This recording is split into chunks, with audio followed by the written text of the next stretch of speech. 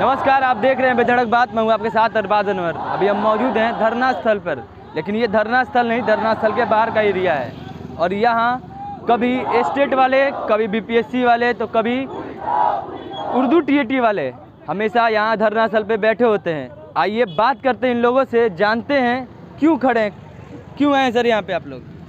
बच्चे लोग आए हैं, इन लोग को बहाली करके ज्वाइनिंग आया तो कर हाई कोर्ट रद्द कर दिया। आप गार्जियन हैं? हाँ, गार्जियन है। आइए कुछ स्टूडेंट से बात करते हैं। क्या करने आए आप मैडम यहाँ पे? हम अपना अधिकार मांगने आए हैं। हमारे साथ जो ये बार बार अन्याय होता है, आखिर क्यों? सरकार क्या हम लोगों को क्या खिलौना समझती है? हम स्टूडेंट लोगों को। आप हैं कहाँ से? हम भागलपुर से आए हैं। ये आप किस बहाली की बात कर रही हैं? अमीन का बहाली का बात करें, जो 1767 अमीन का बहाली जो 2020 में हुआ था, 2019 में जो निकाला था बहाली, उसका हम लोग बात कर रहे हैं। हमारे साथ बार बार यही किया जाता है, कभी दरोगा का, कभी शिक्षक का, कभी अमीन का। क्या ऐसे ही होते रहेगा हमारे साथ? सरकार हमेशा आप लोग के साथ नाइंसाफी कर रही है। हमेशा, एक बार नहीं, बार बार। ये बहाली कब की है? ये बहाली 2019 की है। और कहाँ से हैं आप सर? हिलसा से हैं हम लोग। ये 1767 की जो बहाली दिसंबर 2019 में निकाली गई थी, ठीक है। उसके बाद इसका एलिजिबिलिटी क्राइटेरिया बहुत पहले 12th प्लस अमानत की डिग्री या ITI सर्वेयर थे, जिसको सरकार ने चेंज करके सिर्फ 12th रखा है। तो इसको जो यहाँ पे है जो कि अमानत की डिग्री का मतलब यहाँ बिहार में कॉलेज नहीं के बराबर है, ये सरकार का ही मानना है। कहीं मिलती भी नहीं है डिग्री, इसीलिए सरकार ने माना कि सिर्फ। कारण क्या है रद्द होने का?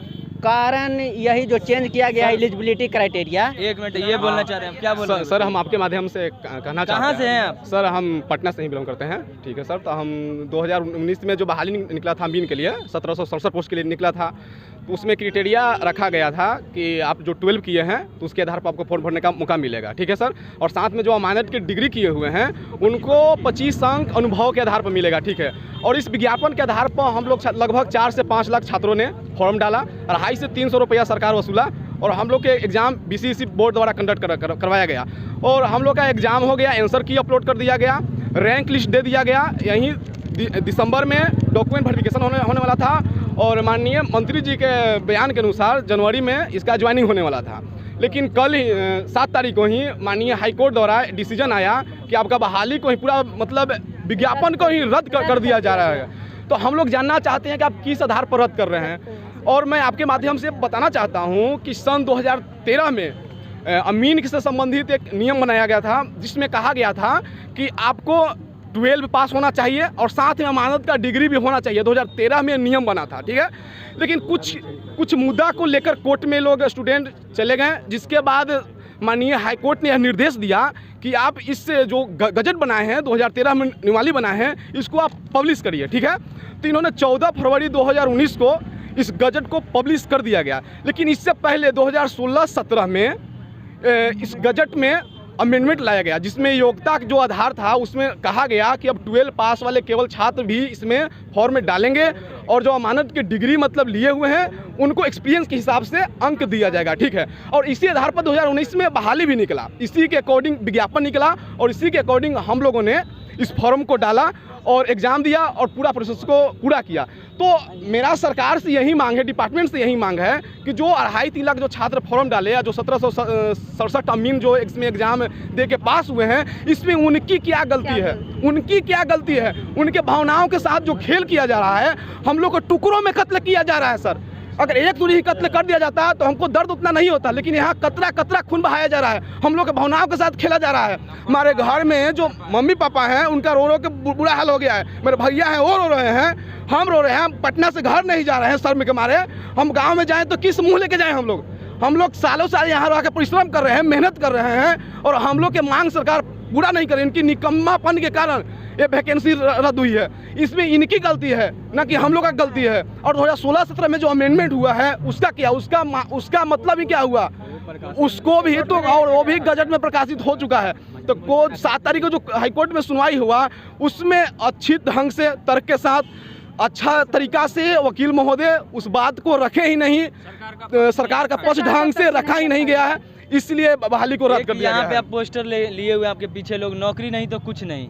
बिल्कुल। तो समझ में आया, नौकरी नहीं तो कुछ नहीं है, लेकिन डू और डाई का मतलब क्या है? डू और डाई का मतलब यही है कि अब हम लोग, देखिए मैं एक एग्जांपल देता हूँ, खाना उना बन गया है, सब चीज़ थाली में परोस दिया गया है, और हम लोग खाना खाने के लिए जो नेवाला है मुंह तक ले गए, और यहाँ से कोई छीन लिया गया है, तो एक भूखा आदमी जो भूख से मर रहा हो उसके दिल पर क्या गुजरेगा। और ये मेरा बात नहीं है, मेरे भावनाओं के साथ साथ मेरे जो फैमिली है, मेरे साथ जो जुड़े हुए दोस्त हैं, उन लोगों का भावनाएं भी हम लोग के ये वैकेंसी के साथ जुड़ी हुई थी। हम लोग का रूह आत्मा जो था वो भी हम लोग का ऐड था। किस आधार पर अपने आप को सच साबित कीजिएगा? जी, मेरा मांग अब हम लोग के पास तथ्य है, उस तथ्य को माननीय तथ्य है, मैं इसको पॉइंट में बताते हैं। पहला बात तो विज्ञापन जो निकाले हैं उसके आधार पर बहाली करवाया जा रहा है, ठीक है। 2016-17 में जो अमेंडमेंट लाया गया है उसमें साफ लिखा गया है कि आपको 12 का ही मतलब डिग्री मान रहेगा, साथ में जो अमानत किए हुए हैं उनको भी एक्सपीरियंस के हिसाब से नंबर दिया जाएगा। तीसरा, जो 2016-17 का जो अमेंडमेंट हुआ है, 2016-17 में जो अमेंडमेंट हुआ है उसमें कैबिनेट के फैसला के आधार पर ही हुआ है, जो गजट में प्रकाशित भी है। तो इस चीज़ को क्यों नहीं मान किया जा रहा है, इस चीज़ को तथ्य के साथ माननीय हाईकोर्ट में क्यों नहीं रखा जा रहा है? हम लोग की मांग यही है, और इसी तथ्य के साथ हम लोग आगे आप लोग क्या करने वाले हैं? हम लोग यही हैं कि जो LRC डिपार्टमेंट के जो अपर सचिव हैं विवेक सर हैं, उनसे हम लोग को मिलाया जाए, और जो एक नवल किशोर सर हैं इसी डिपार्टमेंट से बिलोंग करते हैं, इसी मामला को पूरा देख रहे हैं, उनसे हम लोग को मिलाया जाए, और कोर्ट में जल्दी से जल्द सरकार की तरफ से LPA दायर किया जाए।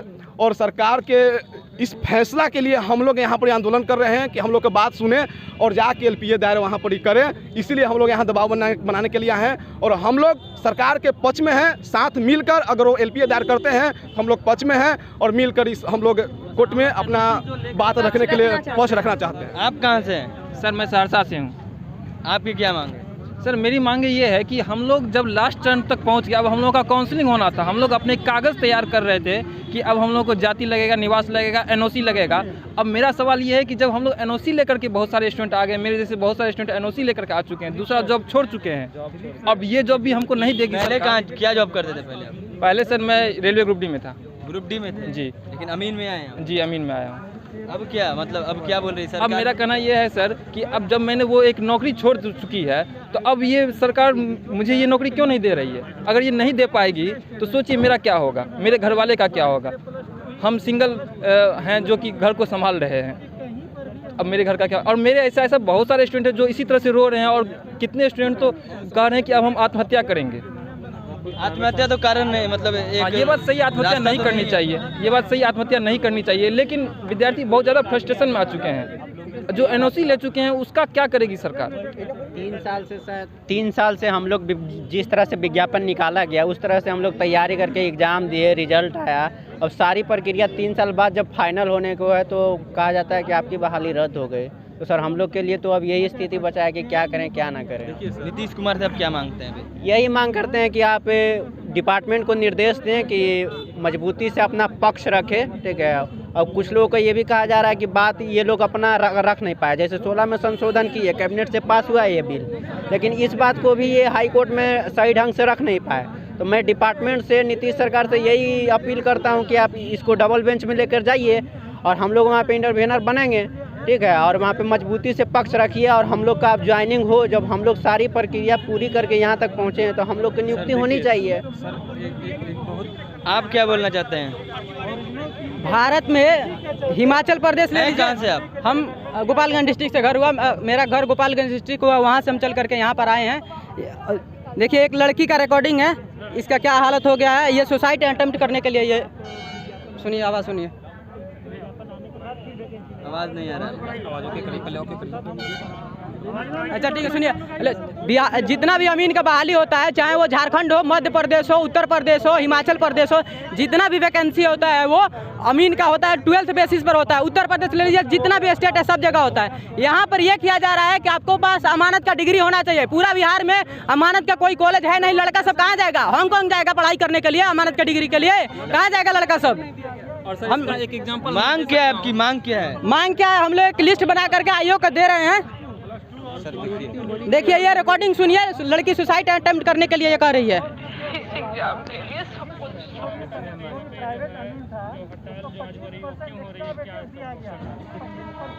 आवाज़ तो आ नहीं रही है, माफ कीजिएगा। सबसे बड़ा बात है कि इसको जानबूझकर इसको रद्द करवाया गया है। देखिए इसको एक मतलब क्यों जानबूझ करके किया, मतलब क्या फायदा होगा? इस जो केस है इसको एक दूसरे जज देख रहे थे जिनका नाम था कुछ सारन था उनका लास्ट हियरिंग सर जून का था।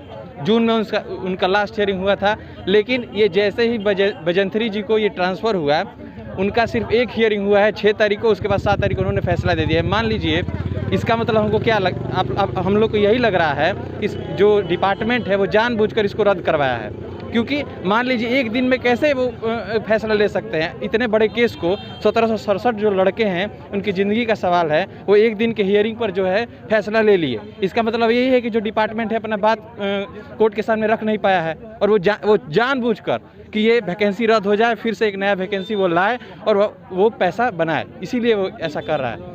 और लोग हैं उनसे जानते हैं। कहाँ से हैं सर आप? वैशाली से हैं सर। आपकी क्या मांग है? मांग यही है कि सर हम लोग जो उच्च न्यायालय बहाली को कैंसिल की है, उस बहाली को इस तरह इतना अचानक 1767 मतलब बच्चों के साथ, भविष्य के साथ खिलवाड़ करना उचित नहीं है। बिल्कुल हम लोगों की ज़िंदगी ऐसा लग रहा है जैसे बर्बाद हो चुका है। 2 साल से इस बहाली के साथ भावना जुड़ गया था और फाइनल हम लोग को जनवरी में ज्वाइन करना था, और ज्वाइनिंग के वक्त मतलब उच्च न्यायालय बोल रही है कि बहाली को रद्द किया जाए। तो ये सरकार जो है हम लोग के पक्ष में मतलब मजबूती से खड़ा हो, डबल बेंच में ले जाए मामला को, और मतलब कि हम लोग को बहाली को बचाए, ये सुरक्षित रखा जाए। सुरक्षित रखा जाए, यही आपकी मांग है। आप कहाँ से हैं? सर हम तो जहानाबाद से हैं। जहानाबाद से। आपकी क्या मांग है सरकार? मांग वही सर, जिस अनुसार से एडवर्टाइजमेंट निकला था हम लोग फॉर्म भरे हैं और रिजल्ट हुआ और ज्वाइनिंग करवाना था, तो अचानक पता चला कि कैंसिल हो गया। तो वही हम लोग की मांग है सर कि जल्द से जल्द ज्वाइनिंग करवाया जाए। मेरे साथ एक और इंसान है, जानते हैं इनसे। ये तो व्यस्त है। कहाँ से हैं सर आप? सर फतुआ से, यहीं बगल में से। फतुआ से हैं। आप कहाँ से सर? हम तो बिहार से ही हैं, समझिए दरभंगा से हैं। वैसे हम राष्ट्रीय छात्र एकता मंच बनाए हैं छात्रों की हक की लड़ाई लड़ने के लिए, और इन लोगों ने मुझे बुलाया था तो आज हम आए हैं। दिलीप कुमार नाम हुआ मेरा। तो इन लोग पक्ष में इन लोग के बात रखना चाहते हैं? देखिए हमारा सिर्फ इतना कहना है कि जब आप 3 साल पहले कोई वैकेंसी निकालते हैं और जब वो बहाली पूरा होने पे आ जाता है, ज्वाइनिंग मिलना होता है, तब आप कैंसिल कैसे हो जाता है कोई बहाली? सारी वही हाल हो रही है सर। सब बहाल का सिटी मैनेजर का कैंसिल हो गया कुछ दिन पहले। इससे पहले बिहार महादलित विकास मिशन का एग्जाम लेके कैंसिल कर दिया गया। तो ये कब तक चलेगा? आप देखिए दरोगा बहाली में आप धांधली किए तब तो स्टे कोर्ट ने लगाया, ऐसे तो नहीं लगा दिया। आपने गड़बड़ी किया है, और इस बहाली में भी आपने ऐसा कुछ तो जरूर किया होगा, कोर्ट को लगा तो कैंसिल कर दिया गया। सरकार ऐसा क्यों करी? कभी स्टेट वालों के साथ तो कभी सरकार की मंशा सिर्फ इतनी है कि बहाली निकाल दो, इतना सीट दिखा दो, देश भर में चला जाए, युवाओं में चला जाए, बिहार में चल जाए ये खबर कि इतना बहाली हम निकाल रहे हैं, इतना नौकरी दे रहे हैं, और बहाली करो ही नहीं। जहाँ 2000 वैकेंसी निकली वहाँ पे पता चलेगा 200 सीट भरा है, बाकी लोग को वैसे ही छाट दिया गया किसी न किसी आधार पे जानबूझकर। बाकी सीटों क्या होता है? बाकी सीट पे फिर अगला वैकेंसी में जोड़ दिया जाता है और दिखाया जाता है कि हम इतना 1000 वैकेंसी निकाल रहे हैं। यही चल रहा है प्रक्रिया, लंबे समय से चल रहा है। तो अब इन लोगों के साथ जो नाइंसाफी हुआ है, इसका मुआवजा कौन भरेगा? इसके लिए कौन दोषी है? ये परीक्षार्थी तो दोषी नहीं है, ये लोग दोषी नहीं है। ये लोग तो जो विज्ञापन सरकार ने निकाला उसके अनुसार फॉर्म भरा, बहाली की प्रक्रिया सब कुछ किया गया। आपने 12th के आधार पर निकाला, बाद में ट्रेनिंग की बात थी, और अदर स्टेट में भी ऐसा होता है। तो फिर आखिर क्या ऐसा हो गया? आपने क्यों ऐसा किया कि कोर्ट को कैंसिल करना पड़ा? तो दोषी तो सरकार है ना। घटिया रवैयापन है सर कि 2018 में वैकेंसी आई थी, फिर से उसको भी कैंसिल किया गया, फिर भी अमेंडमेंट करके उसको सारा गजट में प्रस्तुत किया गया था। लेकिन सर फिर से 19 में गजट पेश किया गया और पब्लिश भी किया गया। लेकिन पब्लिश करने के बाद वैकेंसी आई, तो हम लोग क्या गलती है इसमें? हम लोग तो 10 से 12 अगस्त परीक्षा हुई थी, परीक्षा के बाद रिजल्ट आया, फिर DV लिस्ट आने वाला था सर 7 या 8 तारीख को। तो 2018 में फिर से वैकेंसी रद्द होने के बाद फिर कोर्ट कैसे कैंसिल करने के लिए दे सकते हैं? इसका मतलब सरकार का बहुत घटिया रवैयापन है हमारे छात्रों के प्रति, जो कि सरकार का घटियापन है। क्योंकि एक ही वैकेंसी 2, 3, 4, 5 बार कितनी बार कैंसिल हो सकती है? और पहले भी सर 2013 में नोटिफिकेशन आया था जो कि गैजेट में प्रस्तुत नहीं हुआ था। उसके आधार पर 800 अमीन की बहाली हुई थी, जिसमें 797 लोगों को अमीन के 3rd डिग्री होने पे उसको हटा दिया गया था। सिर्फ 3 लोगों की ज्वाइनिंग हुई थी उसी बेसिस पे। फिर 2018 में सर 16-17 में संशोधन हुआ। 16-17 में संशोधन होने के बाद 18 में सर फिर से वैकेंसी आई, जिसको फिर से पुनः निरस्त कर दिया गया। निरस्त करने के बाद फिर 2019 में प्रकाशित किया गया सर इसको, जो नया नियमावली था संशोधन के साथ इसको प्रस्तुत किया गया। लेकिन सरकार इस अपने पक्ष को कोर्ट में नहीं रखने के कारण हम लोगों के प्रति सर जज का गलत डिसीजन आया सर, जो कि अगर सरकार सुस्त नहीं रहती और अपने पक्ष को सही से रखती तो आज ऐसा फैसला नहीं होता सर।